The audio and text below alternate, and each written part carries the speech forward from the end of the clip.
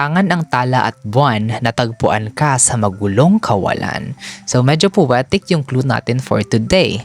Tangan ang tala at buwan, natagpuan ka sa magulong kawalan. So that's I think that's kind of poetic.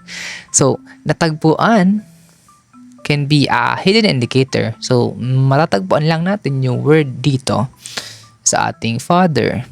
So magulong kawalan.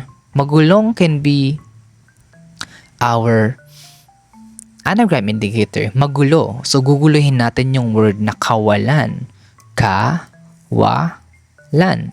Magulong kawalan. And then, natagpuan ka.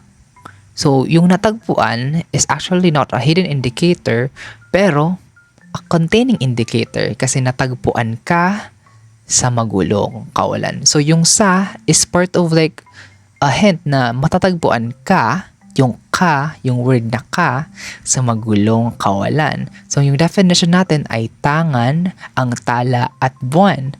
So, medyo meron ka ng hint. Kawalan, na ipapasok natin yung word na ka sa magulong kawalan. Yung definition natin ay tangan, ang tala, at buwan. Ano yung bagay o ano yung something na tangan, ang tala, at buwan? So, gugulay natin yung kawalan. We will get the word kala, wa, and then ipapaloob natin yung ka, kalawakan. So, medyo something na tricky or yung word natin for today. Let's check this one. See you tomorrow.